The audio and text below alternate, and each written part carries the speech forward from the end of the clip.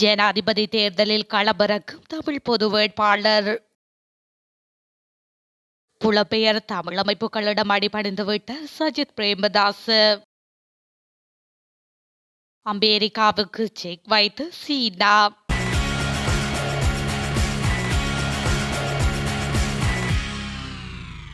ஈழத்தமிழர் சுயாட்சி கழகத்தின் செயலாளர் நாயகம் அனந்தி சசிதரன் எதிர்வரும் ஜனாதிபதி தேர்தலில் தமிழ் பொது வேட்பாளராக களமிறங்க உள்ளார் என்று அறிவித்துள்ளார். யாழ் வடமராட்சி ஊடக இல்லத்தில் இன்று நடைபெற்ற ஊடக சந்திப்பிலேயே தான் தமிழ் பொது வேட்பாளராக களமிறங்கும் விடயத்தை அனந்தி தெரிவித்துள்ளார். வடக்கு கிழக்கை பிரதிநிதித்துவப்படுத்தும் 45 சிவில் அமைப்புகளின் கூட்டணியான தமிழ் மக்களின் சபை தலைமையில் வடக்கு கிழக்கு தமிழர் தாயகத்தை பிரதிநிதித்துவப்படுத்தி இம்முறை தமிழ் பொது வேட்பாளர் ஒருவர் களமிறக்கப்பட வேண்டும் என்ற கலந்துரையாடல்கள் கடந்த காலத்தில் ஆரம்பிக்கப்பட்டன. தமிழ் மக்கள் சபையின் தலைமையில் வடக்கு கிழக்கை பிரதிநிதித்துவப்படுத்தும் தமிழ் கட்சிகளும் ஒருங்கிணைக்கப்பட்டு ஆழமான கலந்துரையாடல்களும் நடத்தப்பட்டமை குறிப்பிடத்தக்கது. மின்சார கட்டணம் எரிபொருட்களின் விலை என்பன குறைக்கப்பட்டாலும் கூட மக்கள் வாழ முடியாத அளவிற்கு விலைவாசிகள் அதிகரித்திருக்கின்ற நிலையில் தேர்தல்களை பிற்போட்டால் மக்கள் கொந்தளிப்பார்கள் என்பதை ஜனாதிபதி புரிந்து வைத்திருக்க வேண்டும் என நாடாளுமன்ற உறுப்பினர் ரா சாணக்கியன் தெரிவித்துள்ளார். தேர்தல்கள் தொடர்பில் நேற்று மட்டக்களப்பு கழுதாவளையில் வைத்து ஊடகவியலாளர்கள் கேட்ட கேள்விக்கு பதிலளிக்கையிலேயே இவ்வாறு அவர் குறிப்பிட்டுள்ளார். மட்டக்களப்பு காத்தான்குடியில் சற்று முன்னர் துப்பாக்கி பிரயோகம் ஒன்று இடம்பெற்றுள்ளது. காத்தான்குடி மீன்பிடி லாகா வீதியில் உள்ள வீடொன்றிலேயே துப்பாக்கி சூடு இடம்பெற்றதாகவும் பெண்ணொருவர் காயங்களுடன் வைத்தியசாலையில் அனுமதிக்கப்பட்டுள்ளதாகவும் கூறப்படுகின்றது.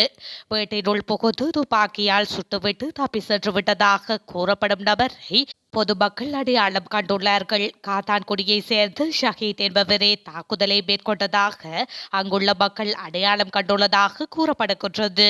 இந்த ஷாஹித் முன்னர் மத அடிப்படைவாத தீவிரவாத குழு ஒன்றில் அங்கம் வகித்ததாகவும் ஜோசப் பரராஜசிங்கம் அவர்களின் படுகொலை குற்றவாளியும் டிஎம்பிபி உறுப்பினருமான சாந்தன் என்பவரை காத்தான்குடியில் வைத்து படுகொலை செய்ததும் இந்த ஷஹீத் தான் என்றும் கூறப்படுகின்றது. மட்டக்களப்பில் இடம்பெற்ற ஏராளமான படுகொலை சம்பவங்களில் இவர் பங்கு பெற்றியவர் என்றும் கூறப்படுகின்றது. நாடாளுமன்ற உறுப்பினர் ஜோசப் பரராஜசிங்கத்தின் படுகொலைக்கு பயன்படுத்தப்பட்ட துப்பாக்கியே இன்றைய காத்தான்குடி துப்பாக்கிச் சூட்டுக்கு சம்பவத்திற்கு பயன்படுத்தப்பட்டதாக கூறுகின்றார்கள் ஷஹீதினுடைய நண்பர்கள். காவல்துறையினர் மற்றும் விசேட அதிரடிப்படையினர் காத்தான்குடியில் தேடுதல் வேட்டை மேற்கொண்டு வருவதாகவும் துப்பாக்கி சூடு நடாத்திய நபர் தலைமறைவாகியுள்ளதாகவும் காத்தான்குடி செய்திகள் தெரிவிக்கின்றன. தமிழீழ விடுதலை புலிகளுக்கு ஆயுதம் மற்றும் பணம் வழங்கி ரணசிங்க பிரேமதாச அன்று செய்த தவறின் 2ஆம் பாகத்தை 13+ என கூறி இன்று செய்வதற்கு அவரின் மகனான சஜித் பிரேமதாச முற்படுகின்றார் என்று ஸ்ரீலங்கா பொதுஜன பெரமுன கட்சி விமர்சித்துள்ளது. ஜனாதிபதி தேர்தல் நெருங்கும் நிலையில் சஜித் புலம்பெயர் தமிழ் அமைப்புகளிடம் அணிபணிந்து விட்டார் போலும் என்றும் அக்கட்சியின் நாடாளுமன்ற உறுப்பினர் காமினி லொகோகி ஊடகங்களிடம் தெரிவித்துள்ளார். மஹிந்த ராஜபக்ஷவின் புண்ணியத்தால் போர் முடிவுக்கு கொண்டுவரப்பட்டது. ஆனால் புலம்பெயர் தமிழர் அமைப்புகள் இன்னும் உள்ளன. தமது இலக்கை அடைவதற்கு உலகில் பல நாடுகளில் அவை செயற்படுகின்றன. தேர்தல் நெருங்கும் வேளை அந்த அமைப்புகளுக்கு சஜித் அணிபணிந்து விட்டார் போலும். எனவே முக்கியத்துவம் மிக்க நாட்டின் தலைவிதியை தீர்மானிக்கின்ற பிரச்சினைகளின் போது சஜித் சிந்தித்து செயற்பட வேண்டும் என்றும் அவர் மேலும் குறிப்பிட்டுள்ளார். 2024 $1 விலை 400 ரூபாயாக உயரும் என மக்கள் எதிர்பார்த்தனர். ஆனால் இன்று டாலரின் பெறுமதி 300 ரூபாய் என்று ஜனாதிபதி ரணில் விக்ரமசிங்கே தெரிவித்துள்ளார். கொழும்பு ஹில்டன் ஹோட்டலில் நேற்று ஆரம்பமான சார்க் நாடுகளின் மத்திய வங்கி ஆளுநர்களின் மாநாட்டின் ஆரம்ப அமர்வில் பிரதான உரையை ஆற்றிய போதே ஜனாதிபதி ரணில் விக்ரமசிங்கே மேற்கண்டவாறு குறிப்பிட்டுள்ளார். தொடர்ந்தும் அவர் தெரிவிக்கையில் 1949 தொடக்கம் 2024 வரையிலான பொருளாதார வளர்ச்சியானது மத்திய வங்கி கொள்கைகளை விட பணத்தை பெரும்பாலும் அச்சிடுவதை மையப்படுத்தியதாகவே இருந்துள்ளது. கடன் பெறும் தரப்பு என்ற வகையில் நாம் கடன் வாங்குதல், பணத்தை அச்சிடுதல் உள்ளிட்ட செயற்பாடுகளையே முன்னெடுத்திருக்கின்றோம். அதன்படி நிதி ஸ்திரத்தன்மையை உறுதி செய்யும் நோக்கிலேயே புதிய மத்திய வங்கி சட்டத்தினை சமர்ப்பித்திருக்கின்றோம். அதன்படி மத்திய வங்கியிடம் கடன் வாங்கவும் பணம் அச்சிடவும் முடியாது. அரச வங்கிகளிடமிருந்து கடன் பெற முடியாது. அதனால் வருமான வழிமுறைகளை மேம்படுத்துவதற்காக தூண்டப்படுவோம். அதேபோன்று பணவீக்கம் தொடர்பிலான இலக்குகளும் உள்ளன என அவர் மேலும் குறிப்பிட்டுள்ளார். தமது கட்சியின் தலைவர் அனுரகுமார திசாநாயக்க அதிபரானாலும் நாட்டின் தற்போதைய நிலைமையை மாற்றியமைக்க முடியாது எனவும் இதற்கு சிறிது காலம் எடுக்கும் என தேசிய மக்கள் சக்தியின் நாடாளுமன்ற உறுப்பினர் விஜிதஹேர தெரிவித்துள்ளார். இதேவேளை வீட்டு பொருளாதாரத்தை கவனமாக நிர்வகிக்க வேண்டும் எனவும் அவர் மேலும் சுட்டிக்காட்டியுள்ளார். சமீபத்தில் நடைபெற்ற பொது பேரணியில் பேசிய போதே அவர் மேற்கண்டவாறு கூறியுள்ளார். இதுகுறித்து அவர் மேலும் கருத்து தெரிவிக்கையில், சில நேரம் நினைத்து பார்க்கின்றேன், ஐக்கிய தேசிய கட்சிக்கும் முடியவில்லை, ஸ்ரீலங்கா பொதுஜன பெரமுனவுக்கும் முடியவில்லை, தேசிய மக்கள் சக்தி எப்படித்தான் இதனை தாக்குவது? எல்லோராலும் முடியாது என்றால் அதை செய்ய முடியாதுதான்.